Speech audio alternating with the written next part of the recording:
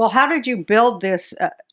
I mean, you built this organization against, you defied every single step of the way because you stayed away from the government, right? Yes, exactly. And what had happened is uh, Jimmy Carter was president, and it was during the Hillside Strangler, and I was a young radical feminist who wanted to be a college professor. I was at UCLA in a PhD program, and my professor said I had to do a statistical study for my dissertation, which is the last step, and wanted me to look at census data in Chicago and predict the next race riot based on demographics and temperature and that kind of thing. I said, I'm not going to do that. And my mentor from undergraduate school, we went to San Francisco for the American Sociological Association. It was quite innocent. And she opened the paper one morning. She said, oh, look, across the street is the first National Hookers Convention. Let's go over there and give out our questions on female sexuality. So I said, okay. And so we go over there, and I meet Margot St. James, who's the founder of Coyote. I know her too. And Margot said to me, you can't be involved with us because you're not a prostitute, but I want to introduce you to someone.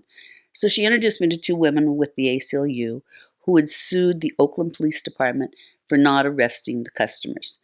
And they won. And that meant the police could not bring in a prostitute unless they brought the customer. Nobody wanted anybody to go to jail. They wanted the law equally enforced so that we could take the criminalization out of prostitution. And they said, why don't you do it in LA? Well, I was 25 years old. I thought it was a great idea. Nobody else did. And I found my friends go, oh my God, you need a lawyer. And they found me a great lawyer who'd been a prosecutor. And he got a court order to defend these prostitutes based on us challenging the constitutionality of the law. Well, they went berserk, the police department, because here I am as a statistician going through every single police report filed for the last 3 years. And they're going, oh my God, we don't know what's in them. And then I'm looking at the publications they put out, which were total lies in terms of numbers. And I was going into court to testify as an expert. And the male judge was a presiding judge who was an ex-cop, threw the female judge out of court. And he demanded I come to court. My attorney literally snuck me down the back steps of the criminal courthouse and said, if you don't step in this courtroom, we can't touch you. So they threw the case out. So nobody went to jail for prostitution. So we did this several times, and I became a hero among the streets, even among the pimps. The pimps that go with her because she can keep you out of jail. Well, what had happened is there were the Hillside Stranglers, and 10 girls had been killed. And by that time, I had met a couple of girls in court who were victims who died. And one night, a madam, and let me clarify that, she's an 18-year-old heroin addict who's got a list of customers and running ads in the underground. And she sends out a girl and she calls me. She says, oh my God, he's not answering the phone. I can't find the address in the Thomas guide. I said, get into her apartment any way you can. See if you can figure out, if he changed the address. I call the operator and I say, I need the supervisor. I've learned at this point not to use the word prostitute. And so I say, I run a rape hotline. And can you tell me about where this phone comes? I've got a woman who's in trouble. And the supervisor shouldn't have told me, but she did. And she said, it's a payphone. I said, okay. So I started to call the police. And then I had the address because he had changed the name. And I knew we were in trouble because he didn't change the numbers of the apartment or the apartment number. He changed the name of the street to where it rhymed. So she wouldn't think that there was any kind of foul play. Because if he would have changed the number, she wouldn't have gone. She would have called back the madam. And so I knew we were in trouble. And proceeded to call the police for over an hour. They were supposed to come to me. They couldn't come to me. I went to them. And being an academic, I was writing a term paper. So I'm sitting there and I'm writing all these stories of these people coming in the police department, which was good because later it was evidence that I really was there when the police came out and tried to tell me I was confused. I was a liar. They tried to discredit me. And when I pulled out my notebook, they just went, okay. Anyway, I went home and I called Warren Wilson, a KNBC news reporter. And it was like 3 o'clock in the morning. I said, get up, we got another one. He said, what? I said, we got another one. Gave him all the information. Went to the apartment building. He said, it's a security building. Her car's here, you're right. Her keys are in the middle of the street. I can't get in the building. It's a security building. What are you going to do? I said, I'm not coming out. I'm going to stay here. These guys were very dangerous. And I said, I'm just going to wait till I hear from the police.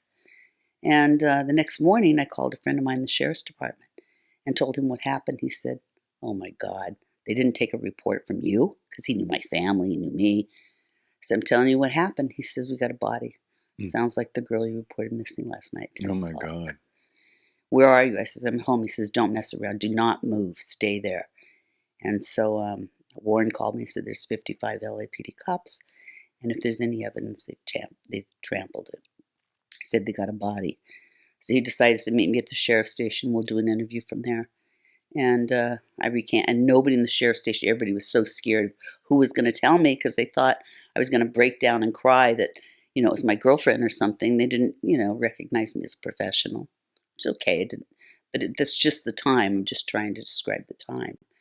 And after we do the interview, I said, where are you going? He says, to the apartment building. I said, I'm going with you. He said, well, I don't think you should. And I said, I'm going. And so we went, and all the cops were upstairs, and they knocked on the door of everyone in the apartment and asked them for their driver's license. And Kenneth Bianchi, who was one of the murderers, was able to con his way out of showing his driver's license. So he was the murderer. In the building? In the apartment. He lived there. Wow. And they missed it. Meanwhile, I grabbed the landlords and the managers, and I said to them, hey, who was in that apartment last night? I know you rent the empty apartments, for cash. Who's in it? We don't speak English. Down comes this big, sergeant or whatever he was, head of homicide, blowing smoke in my face from the cigar. And I said, he's in this building. He's here. And he said, no, we've cleared the building. That's how I knew they were asking for IDs. I said, these people know who was in there. And he's going, what do you have to tell me everything. He's going to come and he's going to kill you. And who are you? And I stand on my tippy toes and I go, I'm Lois Lee. And then I says, I'm going to go talk to my lawyer. I'll call you. And I left. Turned out just recently in the last year, I met the daughter of those managers. And she said, he was in the building. I live next door to him. My mother told me that morning she saw him and Angelo Bono carry the girl out in the blanket. Oh my gosh. It was right there, right in front of them. And they just blundered it again and again and again. And then they tried, of course, to discredit me. And this new police chief comes along named Chief Daryl Gates, who said, we're going to listen to her. We're going to talk to everybody and we're going to listen to her. And he and I became good friends after all of this was over, but he really did protect me and all of that. And the search was on, and I was so angry. I said in one of the interviews, at 5 o'clock, it went nationwide on the news. And 5:10, it's like every news reporter was in the small little office I had. Wasn't room for anybody. And the police are calling me from Century City, and they said, you're to get over here right now and tell us what happened. I said, no, I'm not coming there. And they said, no, you're going to come right now. And I said, there's press here. I don't know what to do. And they said, if you tell them anything, I will personally get you. If my little girl wakes up tomorrow morning and reads the paper and knows everything that happened to that little girl, I'm going to get you. I'm going to punish you for this. And he said, we're doing a movie. We're doing a movie. He says, and you need to tell us everything that happened. I said, well, I have to go. So I said to the press, I can't talk to you because they say I'll ruin the investigation. And they said, what do you know about what those guys did to the little girl? I said, nothing. What do you know? I know how many times I tried to call the police. I know what the police did. I know what happened this morning. I know that he's in that building. And they said, now, do you know why they don't want you to talk to us? Just tell us what you do know. And so I ended up saying in one of those interviews, if you're involved in the prostitution business and you think you know who the Hillside Strangler is and you don't want to talk to the police, don't talk to them. Call me and put my home phone number up.